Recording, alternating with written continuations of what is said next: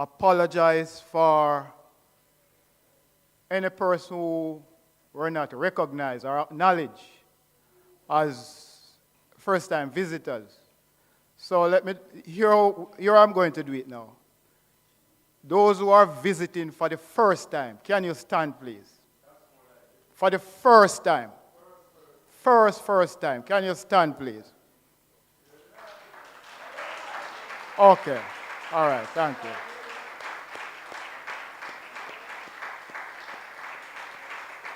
Thank you.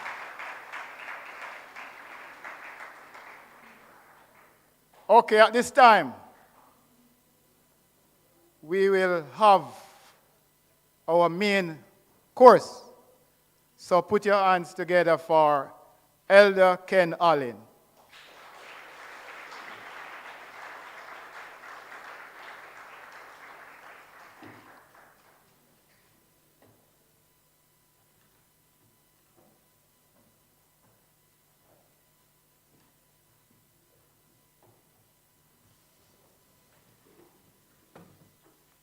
Thank you very much, my brother, and good afternoon, brethren.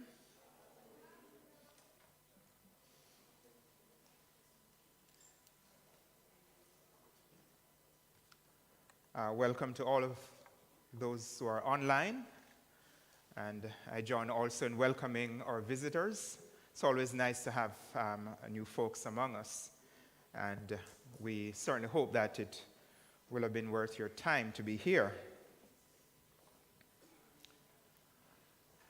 Jesus had an interesting discussion with the Pharisees over their traditions, which they accused him of breaking. So let's begin by turning to Matthew chapter 15. Matthew 15, and we're going to read from verses 3 through 9. It says, "And he answered and said to them, 'Why do you also transgress the commandments of God because of your tradition? For God commanded, saying, Honor your father and your mother. And he who curses father or mother, let him be put to death. But you say, whoever says to his father or mother, whatever profit you might have received from me is a gift to God, then he need not honor his father or mother. Thus you have made the commandment of God of no effect by your tradition. Hypocrites, well did Isaiah the prophesy about you, saying,'" and this is the couple of verses we really want to focus on. Verse 8. "These people draw near to me with their mouth, and they honor me with their lips, but their heart is far from me. And in vain do they worship me, teaching as doctrines the commandments of men." Thank you, brother. Was it Brother Jordan, I'm sorry, for his message. All right, so since he didn't speak about Christmas, I'll take the opportunity to speak about it.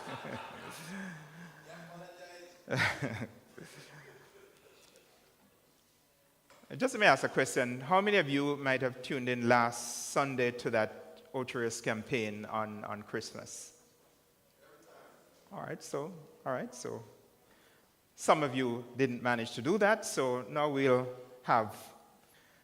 take a little time to look at this old issue of Christmas. The observance of December 25th, that's tomorrow, Christmas, is just one of those traditions or traditions of men that fall into this category that Christ was talking about. Mind you, at the time when he spoke this, they didn't observe Christmas. And for almost 300 years after Christ's death, they did not observe Christmas. But this is what it falls into, a tradition of men. So what I'd like for us to look at is we're going to go through some of the references that you can look at. You can look up yourself. Many of you know of them. You've heard them time and time again. Maybe for some of you, I don't know, maybe for some of our visitors, it might be something new. So we'd like to look at the background, the origin of Christmas, where it came from, some of the traditions associated with it. Where did this all originate? And I really want us, apart from just looking at this, to also look at some of the traditions associated with this holiday, and how we can actually use this as an opportunity to actually preach the gospel. Use this as an opportunity to actually reach out to others, to witness to them, and to let them know the truth, what the Word of God says. So we'll briefly look at how we can possibly respond to some of the things we see happening around us, but more importantly, how we can actually look at these traditions, things that people are engaging in, the festivities, the merriment, all of these things that they're doing, and see it not as, yes, it's something the Bible condemns it, but it's also an opportunity for us to reach out to those persons and to say, ask them the question. Have you ever stopped to think about what you're engaging in? These traditions, these mindless traditions, people just seem to do things without ever questioning why they do it. Just as we are here, and as my brother in his message, just as we are here, very few persons ever stop to ask themselves, why am I here?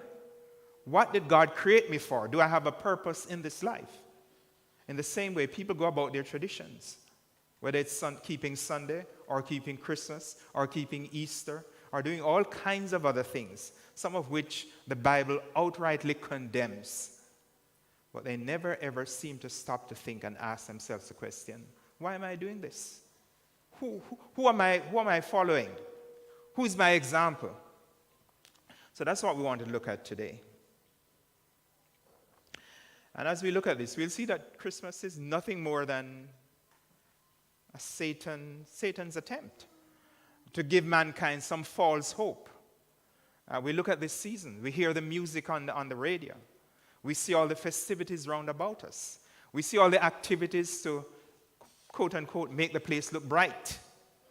All the work. This time of year, in my olden days, they used to call it bolo work. It was a big thing. Politicians had lots of money to spend. So it would be a time to be cleaning up all the place. And it's a wonderful thing. There's nothing wrong. There's everything good about letting the place look nice, bright, beautiful. But what I'm getting at here, what is behind all of this? Why do people do what they do? And even more importantly, what they're doing, is it pleasing to God? Is it something to honor God or to honor themselves? As I said earlier, Christmas is something that long predates the Christian era. And all the observances with it, all of those things. Many of these things where people are actually practicing them even before Christ was born. Let's look at one source here. It says, during the 2nd century BC, the Greeks practiced rites to honor their god Dionysus. That god was also called Bacchus, which is the god of wine. And the Latin name for this celebration, which they had, was called Bacchanalia. Does that ring any bells to you? Bacchanal, exactly. Trinidadians are well versed in this. And I noticed in the little time that I left from this country, my land of birth, to be away for a few years, and now I come back, it seems like everything like that has also taken over this nation. It's amazing sometimes, our people are wonderful. We have excelled on the world stage, and we have left, some really good things for people to look up to. But it's amazing how quickly we follow in the wrong path that we see other people are pursuing. Everybody wants to be North American. And so, that's a generalization. Many people, let me be more accurate then. Many people want to be North American. And so they'll quickly follow everything that they see other people doing. without asking themselves the question, where does this come from and why am I doing this? Yes, so in Bacchanalia, the Bacchanalia festivities, which were celebrated on December 21st, listen to this. It says, the people gave themselves up to songs, dances, and other revelries, which frequently passed the limits of decency and order. And that's a quote from William Walsh in The Story of Santa Claus, page 65. In addition to the Bacchanalia, the Romans also celebrated the Saturnalia, which was held in honor of Saturn, the god of time. And this began on December 17th and continued for 7 days, so it ended just before the eve of Christmas. All of these festivities ended in riot and disorder. That was the order of the day. That was what these festivities were all about. Drunkenness, revelry, just letting loose. Nothing called self-control. During Saturnalia, all businesses were closed except those that provided food or revelry. So they make sure that people could have what they want to let loose and to just do whatever they want. Gambling, drinking, and feasting were encouraged. People exchanged gifts. Very familiar. Candles and lamps were used to frighten the spirits of darkness. There's a much better way to ward off the spirits of darkness than lighting candles. This obsession with lights was also fueled by the people's attempts to lengthen the daylight on the winter solstice, which was December 21st, the shortest day of the year. And so that's how it was. The Romans marked December 25th with a celebration called Brumalia. Bruma is believed to be a contraction of the Latin word brevum or brevis, which actually means brief or short. And so the connection again with the shortest day of the year, the summer solstice. And this was observed originally on December 25th. You know, I don't have to keep quoting more sources because you have heard them. Many of you have heard these things year after year. For some people, it might be the first time they're hearing this. Yeah, for some. And this message is not to try to condemn anyone. It's for us to introspect. It's for us to ask ourselves, especially if you're new to this truth and you're still somehow kind of courting with this festivity and making yourself comfortable with it and never actually ask yourself the question, why am I doing this? Why are we doing this? Then I hope this can be of help to you. The late Queen Elizabeth II opened her 2020 Christmas message with these words, and we hear this every year, you know. National leaders and these other figures in government often have their quote-unquote Christmas message. And, you know, they try to encourage people and to lift their spirit and to talk about the things, you know, that we expect and the nice things and so on and so on. Queen Elizabeth, the late Queen Elizabeth, opened her 2020 Christmas message with these words.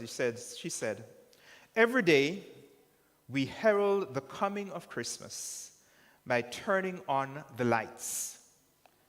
And light does more than create a festive mood. Light brings hope. For Christians, Jesus is the light of the world." That's true. He is. So what she was saying here, light brings hope. If you're in a dark place, you know, like somebody, if you're going through the pits of depression, it's a dark place. When somebody brings you a word of encouragement or you see some light, a way out of the darkness, that's hope and it's a good thing. And yes, Jesus Christ is the light of the world. There you go. There you go. It is true that light brings hope. It is true that Jesus is the light of the world. But Satan, the Bible tells us that Satan transforms himself into an angel of light. And so it is very easy. It is very easy, even for the prince of darkness, and this is his methodology. The prince of darkness is to parade himself, to masquerade as if he's the angel of light. I'm not by any means saying that people who come with their messages at Christmas and they speak about all these good things, I'm not calling them any angel of darkness. But what I'm simply saying is, look behind all of this that is taking place. Ask oneself the question, why? Why are we doing this? Why are people continuing to do this? Just this mindless tradition, without asking themselves, why are we doing it? Who am I trying to please here? Who am I honoring? Is this honoring Christ? Did Christ ever ask anybody, keep my birthday? Keep a day in honor of my birth? Do we even know exactly when he was born?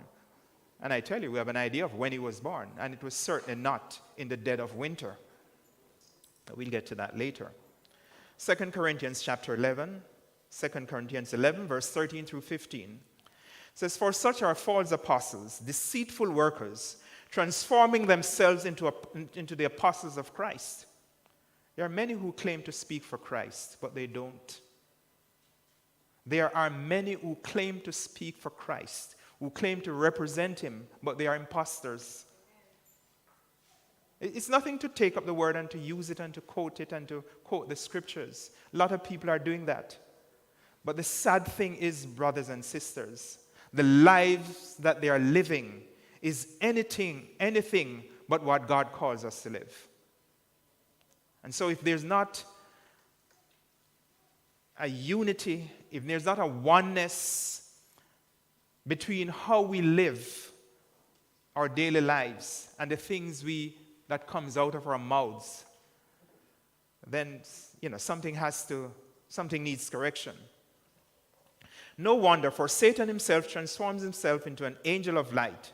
Therefore, it is no great thing if his ministers, and he has lots of them, if his ministers also transform themselves into ministers of righteousness, whose end will be according to their works.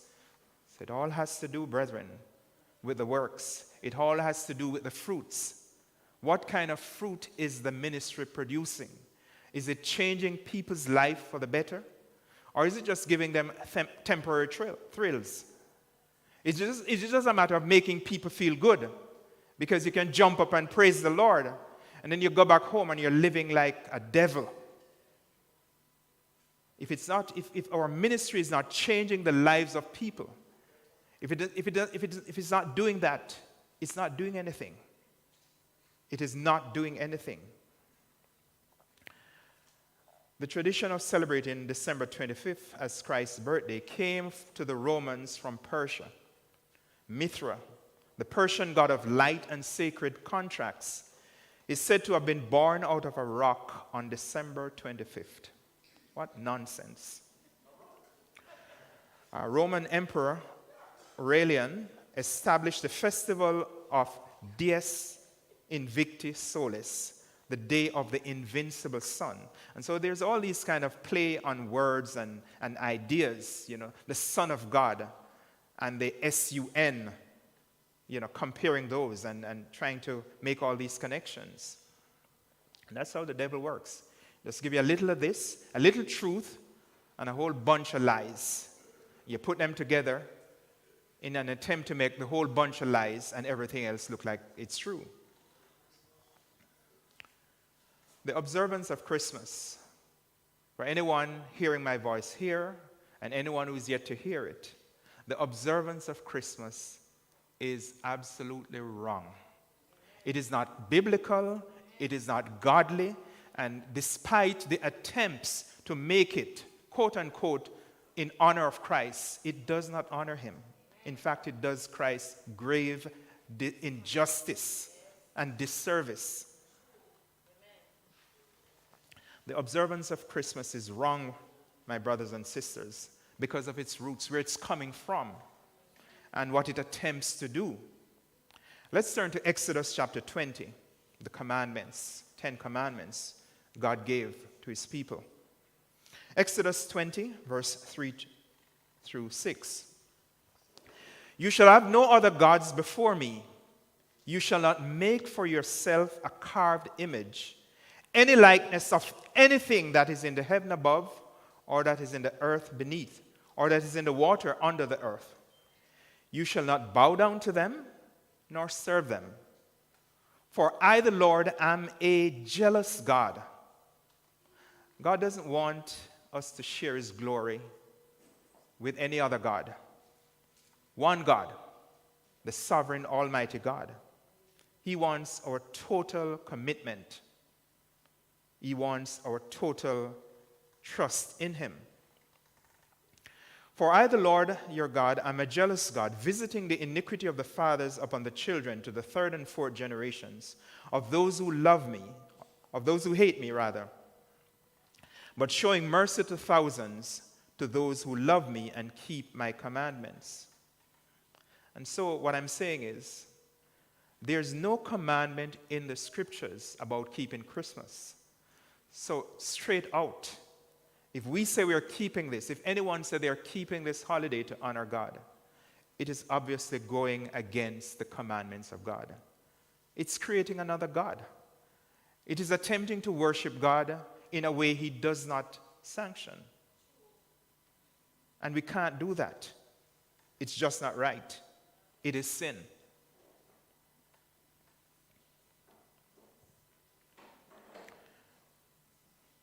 God clearly gives us his festivals. He clearly gives us his appointed times on which we should worship him, on which we should come before him to celebrate. And Christmas is definitely not one of those appointed times. We see those appointed times outlined in Leviticus chapter 23. Leviticus 23, let's read one verse here. Leviticus 23 and verse 4. Says, these are my appointed times, the appointed times of the Lord, holy convocation, set apart time, a commanded assembly, a time when God says, invites his people, commands them to come together to worship him. And he says, you shall proclaim these times because they are the appointed times. And it goes on, as you read the rest of that chapter, then it goes on to talk about all these holy times that God has set apart, beginning with the Passover. You know, some would tell you that is for the Jews. God didn't say this is for the Jews. He says, these are my appointed times. And he didn't say this was just for the Jews. It's for all those who would come into a covenant relationship with God. And so it means all Christians should be observing them. The Passover, the days of unleavened bread. And this might be new to the ears of some people. But it's in Scripture. You read it in Leviticus 23 and so many other places in the Scriptures. Feast of Pentecost. We have a lot of people who call themselves Pentecostals. That's an adjective from Pentecost. But they haven't the slightest clue that there's actually, well, I'm sure they read it, but they seem not to understand the truth that this is actually one of the appointed times, the day of Pentecost, that people should be observing. This was the day on which the Holy Spirit fell on the apostles and all those who are listening to them. And then, of course, there are others, the Feast of Trumpets and the Feast of Tabernacles, you can call that the high point of the year in the fall, when God commands his people to take time out to observe this 8-day festival, a time of rejoicing. Christmas cannot even begin to compare with that. You talk to anybody who has been keeping these festivals for any length of time. Ask them about this Feast of Tabernacles if you've never heard of it. Ask them if they were to do a comparison between observing Christmas and keeping the Feast of Tabernacles. It's like the difference is like between night and day. Night is Christmas. The day and the light is the Feast of Tabernacles. It's just so different. But this is what God calls us to observe his holy times. You see, the trappings and the traditions of Christmas are man's attempts to create their own God or to worship the one true God in their own way. And this is a big no-no. You cannot choose to worship God in your own way. We have to worship him how he says to worship him. And how do we know that? You look in his word. You look in his word. He gives us the instructions there. And let's go now to Deuteronomy chapter 12. Deuteronomy 12, verse 1 through 4. Deuteronomy chapter 12, verse 1 through 4. These are the statutes and the judgments which you shall be careful to observe in the land which the Lord God of your fathers is giving you to possess, all the days that you live on the earth. So Israel was moving into the promised land. And God foresaw that they would be jealous, enticed, lured by the nations around them and their customs and their ways, maybe to want to follow after them. And so God was warning them beforehand. Don't look at these nations around you. Do not follow their example, because it's an abomination to me. It says, where am I now? Verse 2, Deuteronomy 12. It says, you shall utterly destroy all the places where the nations which you shall possess serve their gods. So he says, so that you do not get caught up in their idolatries.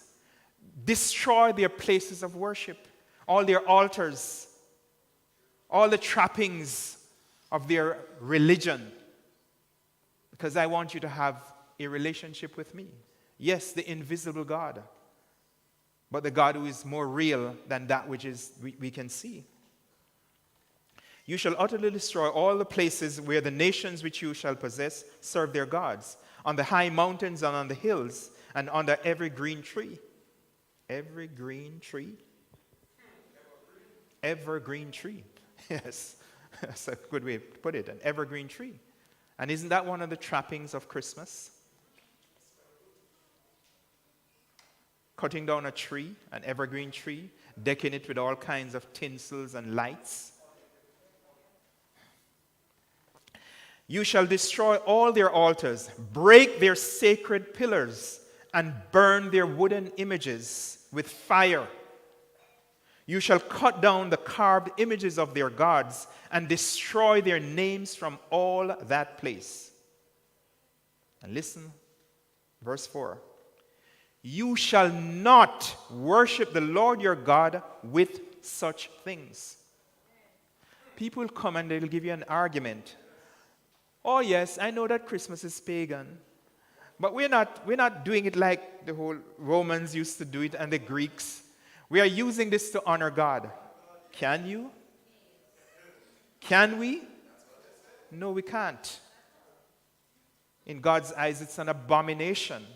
It says, don't use the ways and the trappings and the paraphernalia and whatever else these people use to worship their gods.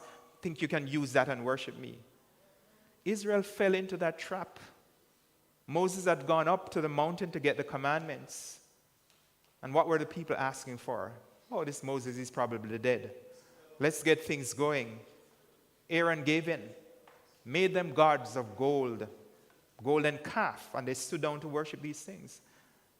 And we see how God's anger was kindled against them. But I dare say, because God hasn't really rained fire from heaven on those who are seeking to use these pagan traditions and trappings to worship him, because God hasn't sent lightning bolt to consume people, they think it's okay, we can continue to do this. We just read here, we talk about, you should dispose of all these, trees and evergreen trees that they were using in their worship and so on.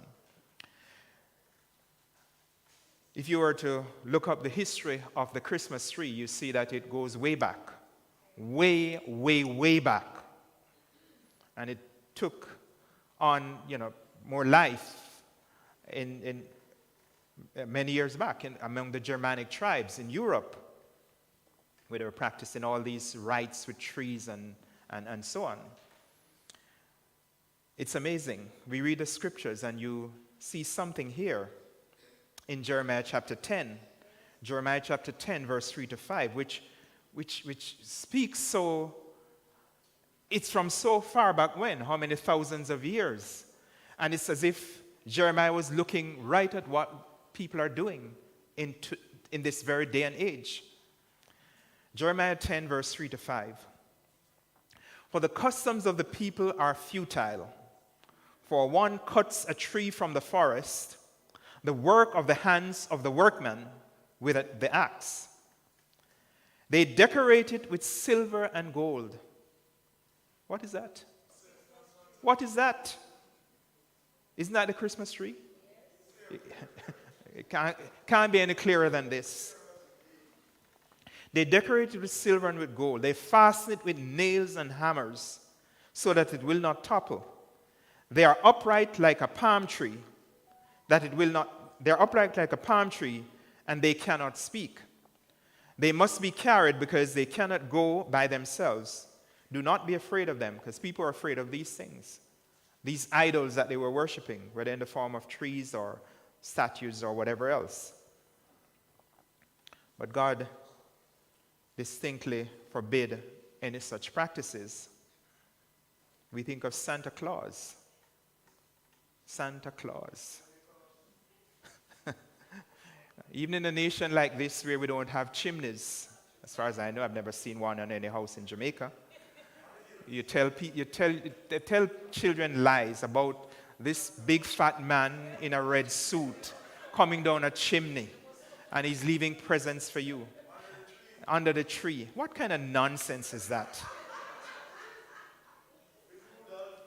And it's no different. It's no different from the educated nonsense coming from people who are supposed to be enlightened and educated. You go to North America, they tell you about what's it called? What's it called? This fellow? Yeah, that Santa is Norade, or what do they call it? I can't even remember. You know that thing where they say Santa is going around and he's taking the messages and it's at the North Pole and then he's traveling by whatever means, and he goes around to drop off things for the kids. I forget what it's called, but anyway, it's the same nonsense. Just a different way of putting it. Christmas, brethren, is wrong. It is wrong, wrong, wrong. Because it focuses, and even if we are to take those who would give you the argument of we're trying to honor Christ, if you really examine it, the focus is not really on Christ enough for the most part. It's usually on the trappings. Whether it's the food, for the business people, it's the profits.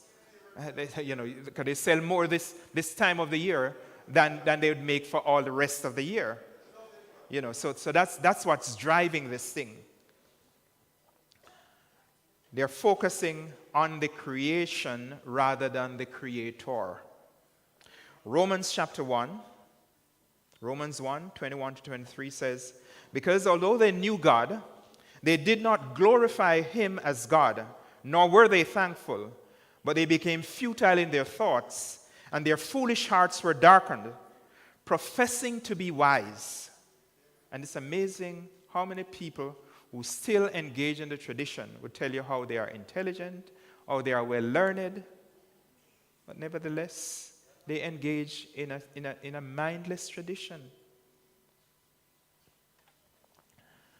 Professing to be wise, they became fools and changed the glory of the incorruptible God into an image made like corruptible man, and birds and four-footed animals and creeping things. Rudolph the red-nosed reindeer.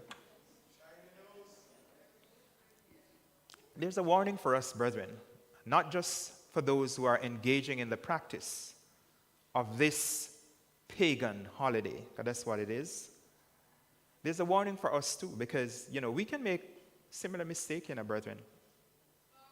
We can make a similar mistake. When we take the things that God gives us and actually commands us that we should do them and use them to honor Him,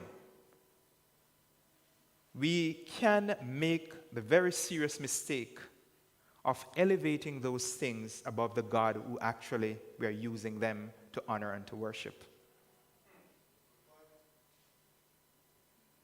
My point? The scripture tells us to observe in Leviticus 23 and other places the Feast of Tabernacles and all the other holy days. But if we are not careful, brethren, we can elevate even observance of those things above actually worshiping God. In other words, these things can become more important than Christ Himself. You think about it.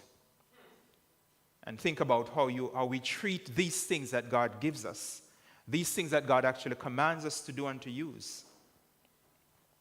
It happened to ancient Israel. We are the Israel of God. And if we are not careful, brethren, we can fall into the same trap. Look at what the prophet Isaiah says here in Isaiah chapter 1, verse 13 through 15. Bring no more futile sacrifices. Incense is an abomination to me. The new moons, the Sabbaths, the calling of assemblies, I cannot endure iniquity and the sacred meeting. So what was Christ saying to ancient Israel? Yes, they were commanded to observe the holy times of God. But what was happening in ancient Israel? Yes, they were keeping the days, keeping them even at the right time. But their lives were stained with sin and iniquity. And God says, if you're living your life in that way, and you come before me, even at my appointed times, it's like you're an embarrassment to me. You're a shame to my name. I don't want that kind of worship. And so, brethren, we have to make sure that we put our lives in order. We have to make sure, brethren, it's very easy to do that. And that's why I'm saying it. This is a season we can focus on those who are sinning, who are disobeying God's command by observing this pagan festival. But what about us? We find ourselves in no better place if we take the things which God says to do and we elevate that above God. Or if we are living in such a way, yes, we come before God to keep His holy times and our lives are not right, it's a stench in God's nostrils. So I'm looking at myself, and I invite you, brethren, to look at yourselves. It's very easy for us to see the fault of other people. It's very easy for me to see people going about their traditions and clearly identify that it's pagan traditions. It's a little bit harder for me to look at myself and to ask myself the questions. Am I pleasing God? Yes, I'm trying to obey Him, but is there some inconsistency in my doing certain things and the way I'm living? I leave that with you. As I think about this danger that we run of using the very things, the good things that God gives us, and distorting them or using them in such a way that which was meant to be good then becomes bad in God's eyes. Something happened last night. There's a friend of ours who was a member of this church. Keeping the holy days, keeping the Sabbath. Very recently, he somehow came to the knowledge that we don't need to keep the Sabbath, that any day can be the Sabbath. And so he has forsaken this way. He's now, quote unquote, observing Sunday. And he's telling us, you don't need, Christ did away with the Sabbath. So he was quoting scripture, Matthew 5. Christ came to fulfill the law, and Christ has already fulfilled that. I had to contain myself because I would want to ask the question. So since Christ has fulfilled that, and I think his reference was particularly to do with the Sabbath, I would have wanted to ask him, so if a man is walking by your house and your wife is alone at home, shouldn't he feel free to just go in and abuse your wife? What would you say to that? What would you say to that? Has he broken any law? From your perspective? As far as I'm concerned, he would not have broken any law, because you just tell me that Christ has fulfilled the law. So if he has fulfilled the law, I take it that he has fulfilled all of them. Not just one, all of them. But this is what happens to people. Their thinking becomes warped and distorted when we let go of the truth. And so he came up with this verse, said, want me to look at Hosea chapter 2 and verse 11.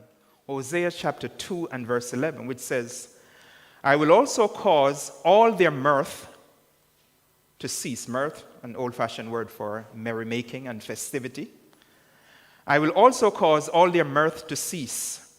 Her feast days, her new moons, and her Sabbaths, and all her appointed feasts. So he was trying to use this argument now. See? Christ says he will cause all these things, the Sabbath day, the feast days, your new moons, and all these things to cease.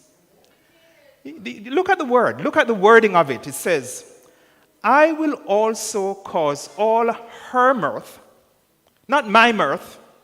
I will also cause her feast, not my feast. I will also cause her new moons, not my new moons. Her Sabbaths, not my Sabbath. You see what God was saying here?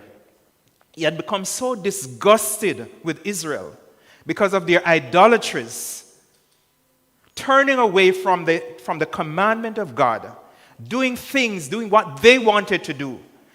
And as far as when God looked at them, he says, you're keeping Sabbath and you're doing these things, you're behaving this way, you're living this way. You're not keeping my Sabbath, you're keeping your Sabbath. You're not keeping my festivals, you're keeping your festivals. And that has become a stench in God's nostril. It's the same thing he was saying to them in Isaiah chapter 1, which we just read earlier. And it just grates my nerve. When people they want some reason to justify themselves. They want some reason to do what they want to do. And they twist the scriptures to achieve their own ends. So a word of warning is sufficient to us, brethren. If it happened to this brother, it can happen to us. It can happen to any one of us.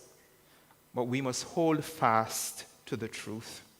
We must hold fast to the word of God. Seek first his righteousness and his kingdom. That must be our goal. Hosea chapter 6, verse 6, for I desire mercy or faithfulness or loyalty and not sacrifice. A lot of people make sacrifice to keep Christmas. But that sacrifice doesn't amount to anything in God's eyes. They spend what they don't have. That's a sacrifice. But is that a sacrifice that God wants? Does that do anything for the kingdom of God? I desire faithfulness or loyalty and not sacrifice, and the knowledge of God more than burnt offerings. Christmas is said to be the celebration of the birth of Jesus Christ. The fact is that Jesus Christ was not born on December 25th. In Luke chapter 2, verse 7 and 8, we read, Luke 2, verse 7 and 8, it tells us that there were shepherds in the field at the time when Jesus Christ was born. He was born in Bethlehem of Judea. Bethlehem, Jerusalem, all of that era, going more into northern Israel, it can get pretty cold in that time of the year. I remember a few years ago we went on a trip, and this was in November. And it was pretty chilly, even in November. let alone in December. Even sometimes in Jerusalem, in Bethlehem, you can have an occasional snowfall at that time of the year, time of December, late December. And so at that time of the year, the shepherds would not have been out in the field keeping their sheep. They would have corralled them, taken them into this enclosed area where they would sit, even sleep overnight with them just to guard them from predators and thieves. They would not have been out in the field keeping watch over their sheep, not on December 25th. Not on December 25th. But at other times of the year, they would be. We all know this song. There's a song called the Battle Hymn of the Republic. We know that song? Mine eyes have seen the glory of the coming of the Lord. There's a line in it that says, in the beauty of the autumn, Christ was born across the sea. In the beauty of the autumn, not in the dead of winter. Not in the dead of winter. In the beauty of the autumn, it says Christ was born across the sea. You can do some more research yourself and see that it is more than likely that he was born somewhere late September or early October, which would correspond to the time of that fall festival called the Feast of Tabernacles. John writes about Christ in this way. It says he came in John chapter 1. The Word became flesh and dwelt or tabernacled among us. It's the same root word from which we get the word for the same Feast of Tabernacles. And so it makes even a lot more sense that Christ would have come at that time of year, fulfilling that scripture that he actually came to tabernacle with us. And quite likely, very, very likely, during the time of that fall festival, the Feast of Tabernacles. But I leave you, if you're so interested, to do some more research on that, do some more reading. So I'm not going to go into all the other, other things with regards to Christmas and so on. So we just have them here, but I'll just skip over that. Let me jump ahead now. One of the things that we often hear when it comes this time of year, there's a great emphasis on peace. Peace. This is a season of peace and beauty and good cheer. And many churches you would go to, if you were to tune into some of those services tomorrow, they would be telling you a thing about, why Christ came to bring peace on earth, peace and good cheer. And they would, read all these scriptures. Don't turn away from those scriptures because we're at this time of the year. You read them this time of the year and read them every other time of the year. It's good. I love to hear. It doesn't matter who's saying it, as long as they're speaking the truth. Yes, Jesus Christ indeed did come to bring peace and goodwill to all men, but not in the way that it's being portrayed by those who observe this festival. In fact, let's read the prophecy of his coming, his first coming. Isaiah chapter 9, verse 6 and 7. And we hear it so much in the music, like pieces like in Handel's Messiah. Beautiful piece of music, most of which is taken from the scriptures. Beautiful, beautiful music, and it speaks the truth. Isaiah chapter 9, verse 6 and 7 says, "For unto us a child is born, unto us a son is given, and the government will be upon his shoulder." I don't ever recall listening to any of these Christmas messages that you hear people preaching in their churches. I never ever remember hearing one of them talking about Christ coming to institute a government. That was why he came. It says the government will be upon his shoulder. And his name will be called what? Wonderful, Counselor, Mighty God, the Everlasting Father, the Prince of Peace. And it says, of the increase of his government and peace, there will be no end. upon the throne of David and over his kingdom, to order it and to establish it with judgment and justice from that time forward, even forever. The zeal of the Lord of hosts will perform this. You know, while we draw comfort from hope, the hope that, you know, some of the music that we hear at this time, you know, I mean, I think of one song that's talking, someday at Christmas, men will be not playing with guns like kids play with toys, and all the peace that is going to come. And it's a wonderful thing. We should be praying for that time, yes. But the reality is that Christ at his first coming, he didn't come to bring that peace. That wasn't the time for it. He actually came to bring enmity and a sword between his followers and those who are not yet called. Let's read of it in Matthew chapter 10. Matthew 10, verse 34 to 36. His first advent was not to bring peace. In fact, his coming, and all those who join themselves to him, all those who come into that covenant relationship with him, you're going to find yourself at odds with people who believe in carrying on their tradition. Even your own family members are probably going to hate you because they're having the Christmas dinner and you decide you're not going to go. Others are going to give you the cold shoulder because they might want to give you a gift or well, you shouldn't be accepting a gift from them anyway, not Christmas gift. But people are giving gifts in expectation that they're going to get gifts. Anyway, let's get back to Matthew 10 here. Matthew 10, verse 34 to 36 says, "Do not think," Christ said, "that I came to bring peace on earth. I did not come to bring peace, but rather to bring a sword. For I have come to set a man against his father, a daughter against her mother, a daughter-in-law against her mother-in-law, and a man's enemies will be those of his own household." I don't know everyone, I don't know you all, but there might be some here where you are the one whom God has called. You might be married. God has called you, and he has not called your spouse. You face a challenge. If that spouse decides, well, who's not called, decides, you know, I like my Christmas. I want my Christmas. I want my house decorated. I want my Christmas dinner. Me want my Christmas cake.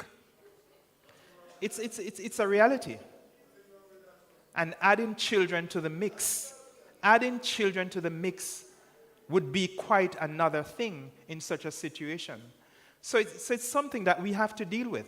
It is something that we need to address and to look into if we have not yet looked into it. So he said he came that a man's enemies will be those of his own household.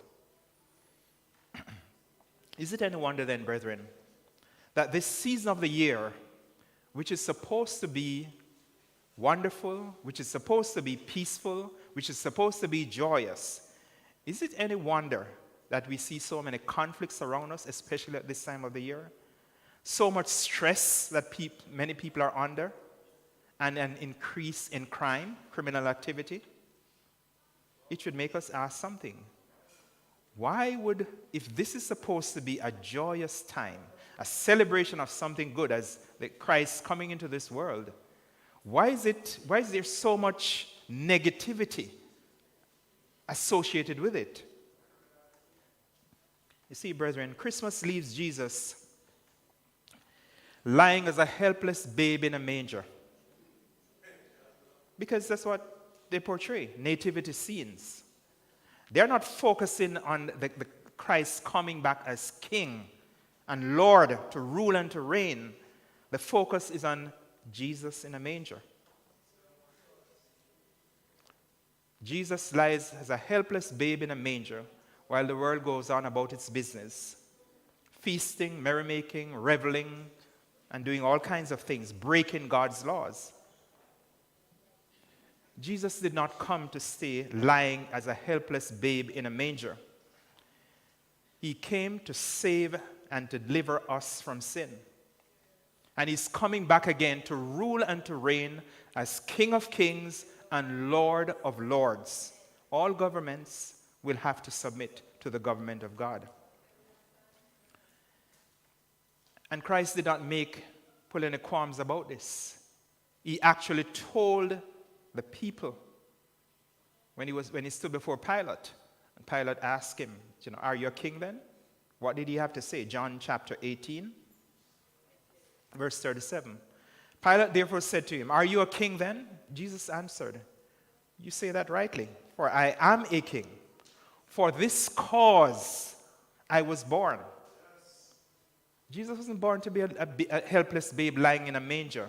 He came to be king. King over all kings, Lord over all lords, the supreme authority over all other governments. For this cause I was born, and for this cause I have come into the world, that they should bear witness of the truth, and everyone who is of the truth hears my voice. Revelation 19, verse 15 through 16. Revelation 19, now out of his mouth, talking about when Christ is to return as this conquering king, out of his mouth goes a sharp sword, that with it he should strike the nations, and he himself will rule them with a rod of iron. He himself treads the winepress of the fierceness and wrath of Almighty God. And he has on his robe and on his thigh a name written, King of Kings and Lord of Lords. That's the Christ whom we serve. Not a helpless babe lying in a manger, as portrayed in nativity scenes for those who are observing Christmas.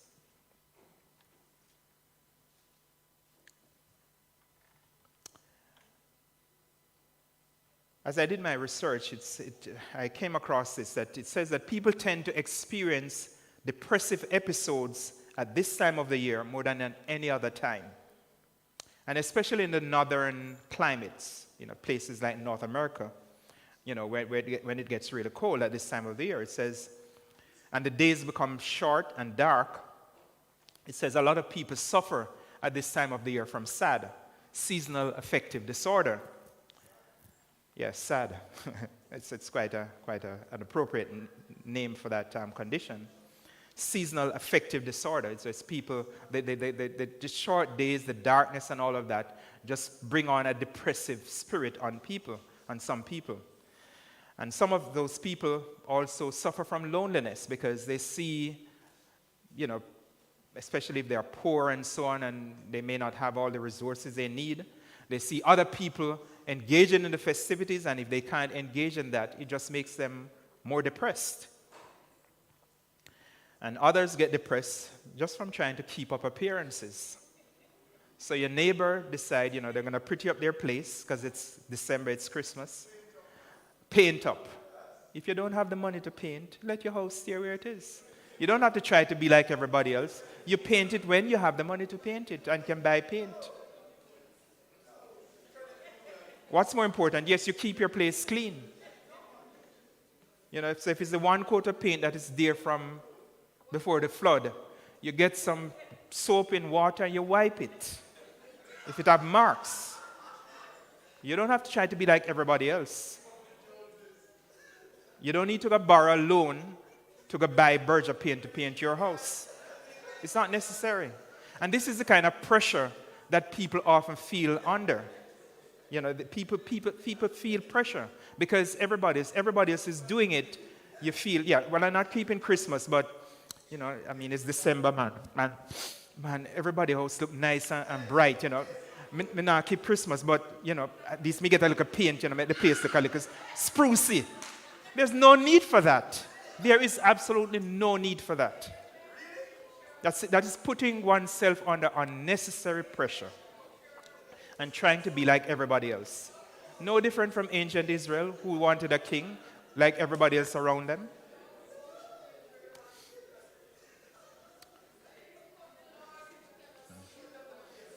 Yes. And you see the bad thing about people doing things like this, when some of them borrow money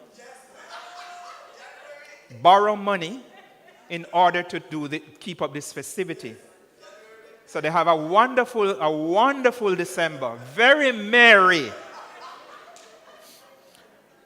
But then, 1 week later comes January.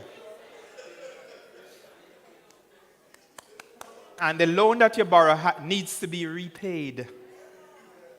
Then they start to get depressed because they don't know where the money is coming from to repay the loans that they have borrowed. What sense does that make? What sense does that make? None at all. Because they do things to spend it on their own pleasure rather than serving God and honoring God. So at the outset I said, there's an opportunity here, even in the observance of this festival. There's an opportunity here for us to capitalize on something. Like the evangelistic campaign we had there. That's an opportunity to do that, to let people know. But as people go through their merrymaking and their festivities, there's an opportunity for us to shine our lights, as Matthew 5 says. You are the light of the world.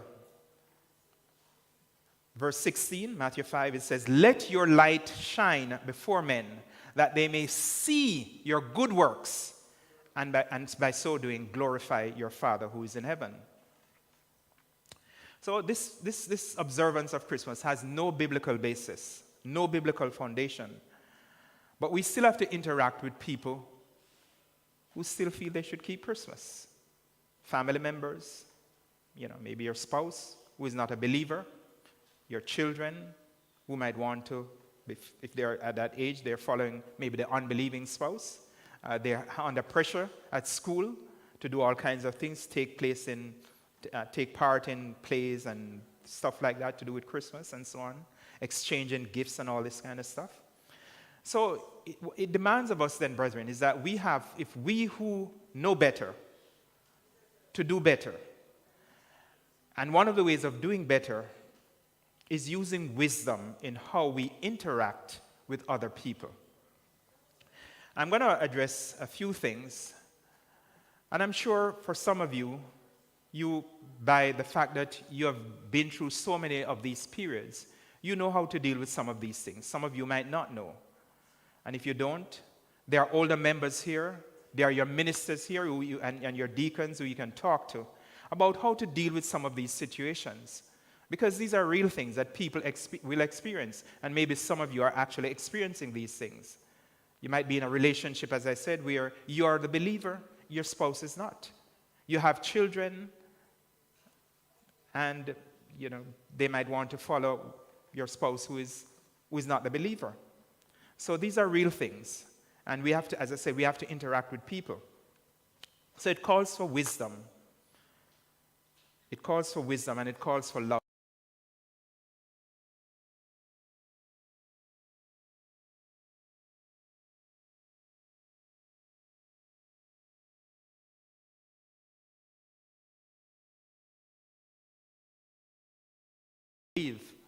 But do it in such a way, brethren, that we don't crucify people.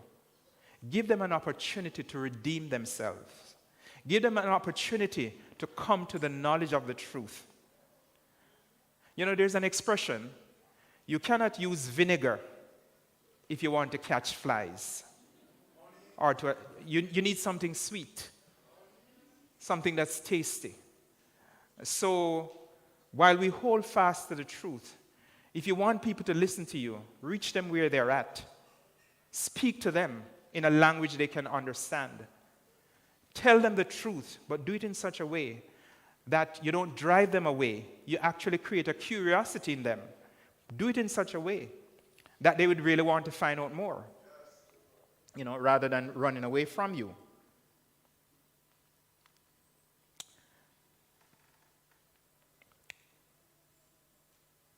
I just digress a moment here. It talks about, we talk about this season of the year when, people are preaching messages about the birth of Christ and so on. As I see it, there's no reason to condemn people for speaking the scriptures. We shouldn't. if they're speaking the word of God, it's something to rejoice about. Paul talks about that. Philippians chapter 1 and verse 16.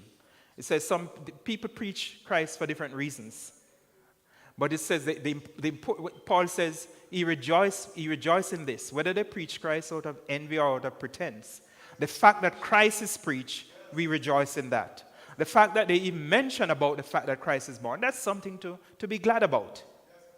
He's getting some coverage here. The word is being spoken. For whatever reason they might be doing it, but the word is being spoken. So we rejoice in that. But now, how do we respond? How should we deal with other people, in our interactions as we come into this time of year? I would say, brethren, that let the golden rule be the way we do it. Do unto others as you would have them do unto you. I don't want anybody to come and insult me. I don't want anybody to come and cuss me out because I may be deceived and not know something. I would want them to tell me the truth. I would want them to point out my error. But I wouldn't want them to come and cuss me. Oh, you are this and you are that. I wouldn't even listen to them if that's their approach. So that should not be our approach. And I hope it's not the approach of any of you here. Do it in love. Treat them the way you'd like to be treated. Remember where we were all coming from. We were all in darkness. And not just in darkness. Ephesians says, you who were once darkness. We weren't just in darkness. We were all darkness. But Christ has shed his light in our hearts. And for that we give praise. It is now our responsibility to shine that light to others, to bring them to the knowledge of the truth. So, I'm just going to look at a few things. One of which, the very popular thing is that everybody comes wishing you, quote unquote, Merry Christmas. You can choose how you want to deal with that. I would suggest that one good way to do it is that we don't have to, if somebody comes wishing you Merry Christmas, their intentions are good. They mean well. You can tell them thanks and end it at that. You may even choose to take the opportunity to go a little bit further by asking them, oh, so what is so merry about this Christmas? It's an opportunity you can actually use to spread the gospel. Because they might not be even thinking about it. But the fact that they come up with this greeting, you can ask them a question. You can pursue it a little further. And so have an opportunity to tell them the truth of God's word. And so I think that's a good thing to do. That's something we can do if we, maybe some of you are actually doing that. People giving gifts and all that kind of stuff, I would say, just stay clearly away from that. Stay clear from that. And some of you have to deal with it in your offices where they're exchanging gifts. Some of you students might deal with that in school where they want to have gift exchanges. Just stay clear from that. And you just simply tell people, you see, that's not a part of your way of life. The Bible that you live by doesn't support that. And you just simply tell them. Simply tell them. You can counter it by saying this. There's one way you can counter it. Ask them, what is the reason for their giving gifts? If people, not exactly. The main reason most people give a gift at Christmas is because they expect to get something else. And the Bible, exactly. If they don't get something expensive enough, then they're vexed with the people. That doesn't have any place in Scripture. If the reason for giving is because you hope to get something, that's selfishness. Selfishness, plain and simple. Plain and simple. We talk about the people prettying up the place and the decorations and all these things. Just stay away from that. You know what it reminds me of? One of the sad things about this Christmas and people doing all this fandangles and going on, it reminds me of what Christ was talking about to the Pharisees in Matthew 23. It's like what we'd call the whitewashed sepulcher.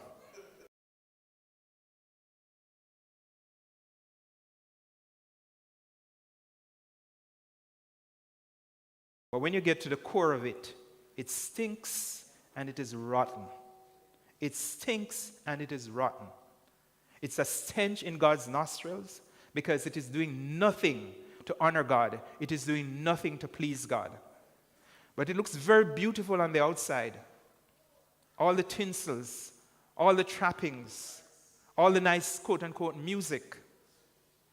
It's no different from what Christ was talking to the Pharisees here, Matthew 23. Let's read that. Woe to you, scribes and Pharisees, hypocrites! Hypocrites! For you cleanse the outside of the cup and the dish, but the inside are full of extortion and self-indulgence. Blind Pharisees, first cleanse the inside of the cup and the dish, that the outside of them may be cleansed also. Woe to you, scribes and Pharisees, hypocrites! For you are like whitewashed tombs, which indeed appear beautiful. And we see some of that as whitewashing at this time of the year. People whitewashing the tree trunk, people whitewashing the sidewalk, and it looks all nice. Looks nice on the outside. But if you were to check some of those homes that look so pretty, there's a lot of sadness, there's a lot of unhappiness, there's a lot of abuse, there's a lot of living above one's means and living off other people's expense. That's not good. And so, we have to stay away from that. We have to stay away from that. Of course, one must also face the fact that the Bible also tells us to live peaceably with all men. And so,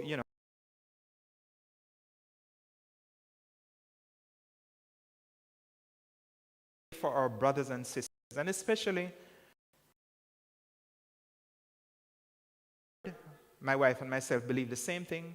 A lot of you here have that blessing. But what about a person who is married to someone who is hostile against your religious beliefs? We ought to pray for our brothers and sisters in such positions, brethren. We need to pray for them because it's not easy. It is not easy, especially at this time of year, for those people. Yes, you're seeking to honor God, and at the same time, you're seeking to live peaceably with your mate. It's a real challenge, and something that we should put in our prayers, and to encourage others like that. Maybe you can encourage such a person, maybe at this time of the year, because of the environment in which they find themselves. Maybe it's the time to invite somebody like that to say, you know what, brother so-and-so or sister so-and-so, if you want, you can come by my place for a few hours. I know, the environment where you're at is not conducive to just having some peace and quiet. You can come, we can study the word together. So there are opportunities to serve your brethren, and it's also an opportunity to speak to those who do not believe.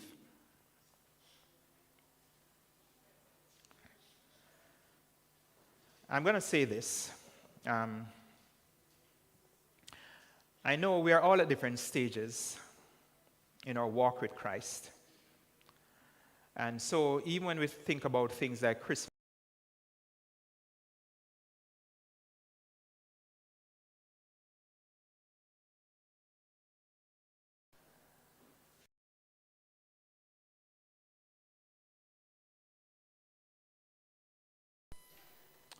but some people do find themselves in a situation where they can't necessarily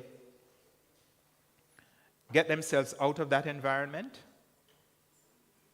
We have to be careful that we don't sit in judgment of others when we don't know exactly what is happening behind the closed doors. A brother or a sister might be living in a house where, they need to be there, even at this time. Let us not make the quick to judge to say, brother so-and-so, I don't see him, and I see the house decorate up I wonder if him keeping Christmas. Yeah, so these are things we need. These are things we need to bear in mind, brethren. These are things we need to bear in mind. Others, if they may choose to go to a family gathering. There's nothing necessarily wrong in going to a family gathering. And I'm saying this, I'm sticking my neck out here. There's nothing necessarily wrong in doing that. But what I say is, use wisdom. Use wisdom. If such an environment could actually cause you to do things which you know are not right in God's eyes, then keep away from that. Keep away from that. You may think and you may actually know that you do have liberty in Christ. But Paul warns us that we should not let our liberty, the exercise of our liberty, cause other people to sin. So if the exercising of your liberty to do certain things, which are not necessarily per se wrong, it's not necessarily wrong to have a meal with somebody, even at this time of the year.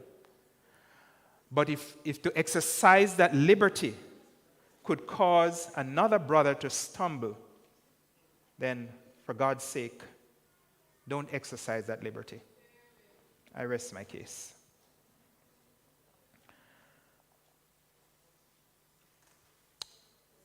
I want to leave you with this word, this scripture from Paul. And I think and how we act this out is very, it makes all the difference. In 1 Corinthians chapter 9 and verse 22, Paul said, "To the weak I became as weak, that I might win the weak.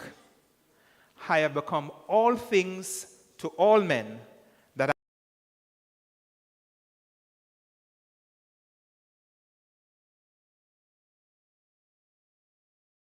actually use you to save somebody by you becoming all things." In other words, meeting them where they are. And by this, I'm not saying engaging in what you know to be wrong. What I'm saying is using godly wisdom, letting the Spirit of God lead you in such a way that you could actually save somebody, actually enlighten them, take them out of darkness. Because they might be just going along doing all this mindless tradition and doing all these things, but nobody ever really spoke to them on a one-on-one basis. And you might just be that person that God could actually use by having the humility to just meet them where they are. And you can say, "Brother, I understand, you're doing what you're doing and you feel that this is right, but have you ever stopped to look into the scriptures and see whether the early church, the apostles, disciples of Christ, whether they were doing anything like this? Have you ever stopped and examined some of these scriptures, whether you can just do as you want in worshiping God, taking your own trappings and your own traditions, and whether that is pleasing to God?" God could use you, brethren, to do just that, to bring someone to the knowledge of the truth. As we go through this life, we will face challenges. We will face obstacles to our faith. But we must endeavor to keep the commandments of God rather than the traditions of men. Refusing to observe Christmas is one of such challenge. You will be challenged. We are all challenged when we decide that we will not partake of that. We face challenges from our family members. We face challenges from co-workers. We face challenges from neighbors. But the decision we make for Christ and for the kingdom, it will cost us. But the payoff, brethren, the reward far exceeds any suffering that we could go through in this life. I find the words here in Hebrews chapter 11 very encouraging. Speaking of Moses, Hebrews 11 verse 25 and 26 says, "Moses, choosing rather to suffer affliction with the people of God."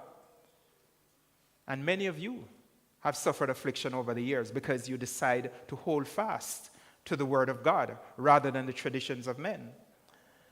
It says, Moses, choosing rather to suffer affliction with the people of God than to enjoy the passing pleasures of sin. And Christmas is one of those passing pleasures of sin. esteeming the reproach of Christ greater riches than the treasures in Egypt. Christmas, many see this as, they quote, a wonderful time of the year, with all its trappings, with all its traditions. However, if we truly want to please God, then this is what I say to you, and this is what I leave you with. And I'll use the words. I like how they framed it in that ad that we had for the Ocherius campaign. And I'll just do a little bit more on the words here, but I'm using the basic words. If we truly want to please God, these are the three things. These are three things we can do and should do. We should place true biblical doctrine over human desire. So it's a question of doctrine, true doctrine, over our own human desires. We must put truth over human man-made traditions. So that's truth over traditions. And we must seek to have the presence of God. Presence. That means God with us. We must seek to have the presence of God over getting and giving Christmas presents. Presents. If we do these things, we will have challenges now. But I assure you, we will have rewards and rejoicing in the kingdom of God. May God bless us as we stand fast and as we hold fast to the truth.